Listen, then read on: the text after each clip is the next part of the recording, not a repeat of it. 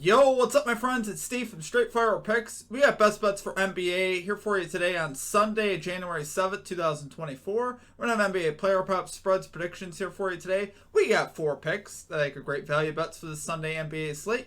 As always, we'd just like to thank you all for your continued support here on the channel. If you're new to the channel here today, please be sure to hit that like and subscribe button. Always appreciate that. We are still on the road to 7,000 subscribers. We are almost there, guys. Let's get there this week. We're about 60 away. Please be sure to hit that subscribe button for me. Make sure you guys also follow us on social media, TikTok, Instagram, Twitter, at StreetFirePicks for more picks, content, recaps, things of that nature. We post up ladder challenges and stuff as well. Be sure to also check out our community Discord page as well as also free. You get access to picks, chat, connect with our community, things like that, guys. It is really a great resource, so be sure to check that out. And without further ado, let's get into our results from yesterday. So we didn't have a video, but we did have 4 plays. We ended up going 2-2, minus 0.1 units. Really wasn't a bad day. It wasn't a great day. We went 2-1 on unders. So if you guys caught me on Twitter yesterday, I was saying we're going to focus more on unders. We did yesterday. We did pretty good with our unders. We cashed Bobby Portis under 18.5 points and rebounds. Cashed that easily. He had like 12 or 11 or something like that. And then we also cashed Miles Turner under 19.5 points and assists. Again, he cashed pretty easily on that. Missed on John Collins under 11.5 points. I'm not actually that upset about it because the bet completely changed. I had a tip. I did not anticipate both Tobias Harris and Joel Embiid being out, which completely just changed the whole nature of the bet. 76ers didn't even win the game. So it was just a completely different bet that honestly I wouldn't have taken had I known about that. But of course, once it happens, you lose so much value on stuff, and it's just the way it works. And then Jalen Brunson, we had over 11.5 rebounds and assists. He finished with 11. So it was pretty close on that. So even our losses, honestly, I didn't mind them too much. I still feel like we're on the right track yesterday with the unders. So we're gonna have more of them today. Like I said, we've had a little bit of a rough start to the season, rough stretch, particularly lately. So we're bouncing back, we're adjusting, and we're gonna do that today. We got some great plays today. So let's get after it today, guys. Oh, one quick note: I wanted to give our comment capper from the other day a shout out. Eric and me calling Jakob Poeltl over 9.5 points the other day. He cashed. That was a great call out that he put out in the chat. So make sure you guys look for his pick and other comment cappers' picks. If you guys want your pick included in our video, just be sure to put a star or an asterisk next to your pick. I'll include your pick in the video if it hits. All right, now, guys, let's get right after it today. Let's get this 4-0 sweep. So let's get right into our picks here. At number 1, we got Jeremy Grant under 3.5 rebounds here for the Portland Trail Blazers. Plus 130 odds here on DraftKings. So naturally, guys, I love the value on this. I know it's scary. It's a wicked scary line. And I was contemplating it this morning. I'm like, you know what? The numbers just back everything up. I can't say no to it. So he's under in 7 out of his last 10 games, 8 out of his last 10 games here on the road. Under in 5 out of 7 games so far without DeAndre Ayton this year. All 3 games on the road. He's produced just 1 rebound in the last 3 road games. 1 rebound per game. So 3 rebounds total. Over his last 3 road games. So obviously I like that, guys. I like our odds. I think we still got some room on this bet, which is kind of funny. You wouldn't think so, being the little line this low. This dude just don't grab rebounds, particularly on the road. He just doesn't. He's got 10 rebounds total over his last 5 road games. That's an average of 2 per game. So if he gets 2 rebounds, he's still under the hook. You know, the hook is 3, right? He's still got space. That means he's still got room to cash. So we like seeing that. Nets here, 19th fewest rebounds allowed to power forwards, so it's about a middle-of-the-road matchup. When we took it the other day versus Dallas, it's about the same. I don't mind that. And the Nets here are actually allowing just the 10th fewest rebounds allowed at home this year, so I like seeing that as well. Over his last 4 games, we've seen him just get 4 rebound chances per game. So if that stat were to hold today, if he gets 4 rebound chances, he would have to convert all 4 of those chances to cash the over.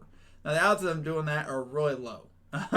That usually does not happen. So, love the odds of him going under today, guys. Like I said, he'd have to hit 100% of those chances to cash the over. The numbers here back everything up on this. Even though it's scary, but you're also getting the value, right? You're getting plus 130, which I love to see that. So, love it there for our number 1 pick, guys. We got Jeremy Grant under 3.5 rebounds here for the Portland Trail Blazers. Plus 130 odds here on DraftKings. Okay, and at number 2, we got Trae Young. Over 26.5 points here for the Atlanta Hawks. Minus 105 odds on DraftKings. Guys, Trae Young, 6 out of his last 10. 8 out of his last 10 on the road to this line. Magic here allowing the 4th most points per game. 2 point guards. We like seeing that. He is over in 5 out of his last 7 road games versus the Orlando Magic. So we like seeing that as well. Now he's coming off a game where he went 4 out of 18 from the floor in 28 minutes versus Indiana. But honestly, for 28 minutes, that's still terrific volume, right? He had a bad shooting game, so I'm anticipating him bouncing back, of course. Trae Young is not the type of guy that normally throws up multiple games like that in a row. So I definitely anticipate him bouncing back. And like I said, the volume for the minutes was great there. We saw him average over 20 shots per game in the month of December. He was absolutely cooking in December. I expect him to get back on track here. He was 10 out of his last 15 to this line since the start of December. So we like seeing that. I think this is a terrific bounce back spot for him where his line has gotten a little lower now. I think he'll have a great chance to hit this over and really dominate this game from the point guard position. So, love it there, guys, for our number 2 pick. We got Trae Young over 26.5 points here for the Atlanta Hawks. Minus 105 odds on DraftKings. Okay, and at number 3, this is an interesting play for a couple of reasons. We got Jonathan Kuminga under 16.5 points here for the Golden State Warriors. Minus 115 odds on PointsBet. So Kuminga, guys, under in 7 out of his last 10. 7 out of his last 10 at home under. So I like seeing that. Raptors here allowing the 11th fewest points to power forwards. Now I have an idea what you guys might be thinking. Like, Steve, Jonathan Kuminga and Steve Kerr were just in the news for Kuminga calling Kerr out, and then Kerr saying he needs to play Kuminga more. I understand that. But Kuminga is under in 80% of his games this year. He has played above 30 minutes a few times this year. But the likelihood of him getting in the high 30s, I still don't see that happening. Even if he's getting, more minutes than Wiggins, he might get around 30, maybe a little bit less than 30. I still don't see him getting crazy minutes. And really, he played 35 minutes on Friday versus the Pistons and put up just 8 shot attempts going under this line easily. So even if he plays a lot of minutes, there's a good chance he can still go under. And this is not an easy matchup for him here with the Raptors. Going up against those bigs inside of Scotty Barnes and Jakob Poeltl and Pascal Siakam, stuff's not going to be easy, and those guys are big bodies. So obviously, I don't see Kuminga getting, 17 or more points in this particular matchup. I just don't see it happening, even if he gets the minutes, which time will tell what he's going to do. But, if he's going under an 80% of games this year, I will gladly take that under until he proves he can hit the over. And especially in a tough matchup, guys, I don't think, it doesn't, just because Kuminga's out there even more minutes doesn't necessarily mean he's going to shoot the ball more. That doesn't necessarily equate. It could. And obviously with more minutes, you get more likelihood to get more shots up, but you still got Stephen Curry out there. You still got Klay Thompson out there. These guys are still going to get their shots up. So at the end of the day, I'll take my shot here with Kuminga to go under, where he's been under 80% this season. So love it there for number 3 pick. We got Jonathan Kuminga under 16.5 points here for the Golden State Warriors. Minus 115 odds on PointsBet. Okay, and finally at number 4, we got our favorite spread pick of the day. We got the New Orleans Pelicans plus 3.5 spread here versus the Sacramento Kings. Minus 110 odds on FanDuel. So guys, the Pelicans here 8-6-1 on the road against the spread. 5-2-1 on the road as an underdog against the spread. So I like seeing that. They're a good road dog spread team. You got the Kings here 9-10 at home against the spread, 8-9 as a home favorite. So nothing really stands out on that. And really lately they haven't been particularly great. They're 2-2 in the last 4 home games, and their wins came by 3 over the Magic and by 5 over the Raptors. So they haven't been overly impressive at home here over the last 4 games. And I think here the Pelicans, with the bodies they got, McCollum, Zion, Ingram. And all the boys that are playing for the Pelicans, I think they'll have a great chance to win this game. Pelicans have won all 3 matchups this year with the Kings, which I like seeing that, including the last one in Sacramento by 10 points. So obviously we like seeing that, guys. I think they'll have a great shot to win this game.